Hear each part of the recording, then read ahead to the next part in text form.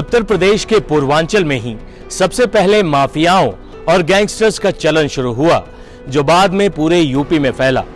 बाहुबलियों के पितामह कहे जाने वाले हरिशंकर तिवारी की ये कहानी बुलेट और बैलेट के डेडली कॉम्बिनेशन की शुरुआत है। 70 का दशक था। जेपी आंदोलन ने विश्वविद्यालयों को नेता बनाने की नर्सरी बना दिया था।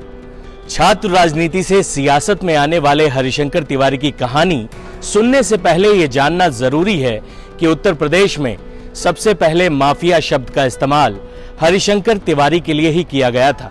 गोरखपुर विश्वविद्यालय की छात्र राजनीति में ठाकुर और ब्राह्मणों में टकराव की स्थिति बन चुकी थी।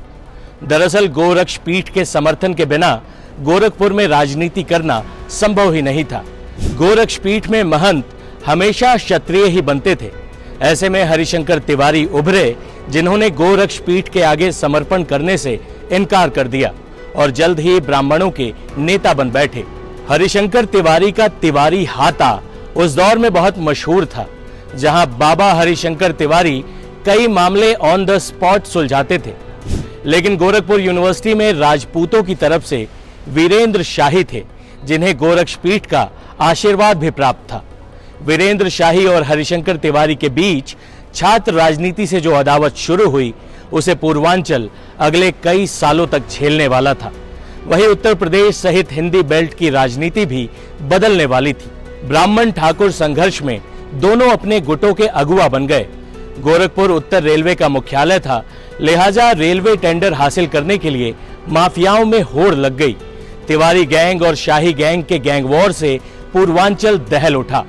गैंगस्टर एक्ट पहली बार इन्हीं दोनों के लिए लाया गया था। उस वक्त उत्तर प्रदेश में वीर बहादुर सिंह मुख्यमंत्री थे। वो भी गोरखपुर के रहने वाले थे। वो हरिशंकर तिवारी को पसंद नहीं करते थे। वीर बहादुर सिंह की सरकार ने हरिशंकर तिवारी पर कार्रवाई की।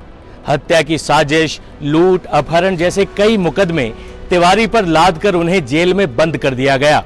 लेकिन हरिशंकर तिवारी जेल से ही यूपी की सियासत बदलने वाले थे।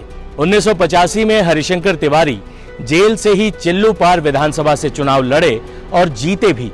देश में यह पहला केस था जब कोई जेल के अंदर रहते हुए चुनाव जीत गया हो। 90 का दशक खत्म होते होते हरिशंकर तिवारी पूर्वांचल में सबसे बड़ा ब्राह्मण चेहरा बन चुके थे। हरिशंकर तिवारी लगातार 6 बार विधायकी का चुनाव जीते और 5 बार मंत्री बने। मुख्यमंत्री चाहे कोई भी बने, लेकिन कैबिनेट में एक सीट पंडित जी की फिक्स होती थी। लेकिन इसी दौर में 1997 में यूपी के डॉन बनने की चाह में श्री प्रकाश शुक्ला ने वीरेंद्र शाही की हत्या कर दी। तब अफवाह उड़ी कि तिवारी ने ही अपने दुश्मन को मरवाया है। श्री प्रकाश उनका ही आदमी था। लेकिन बाद में चीजें साफ हुई कि श्री प्रकाश शुक्ला तो खुद अपना गैंग चला रहा था और उसके निशाने पर हरिशंकर तिवारी भी थे। गोरखपुर में अपनी पूरी राजनीतिक पारी खेलने के बावजूद हरिशंकर तिवारी का कभी गोरक्ष पीठ से अच्छा संबंध नहीं रहा।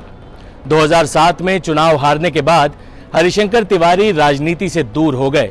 2012 की हार के बाद उन्होंने राजनीति से संन्यास ले लिया।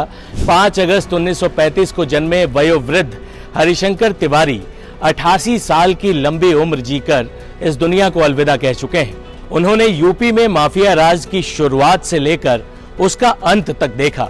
हरिशंकर तिवारी के निधन पर अखिलेश यादव सहित कई बड़े नेताओं ने उन्हें श्रद्धांजलि दी है। पूर्वांचल के एक कद्दावर चेहरे के तौर पर हरिशंकर तिवारी की कहानियां लंबे वक्त तक सुनाई जाएंगी।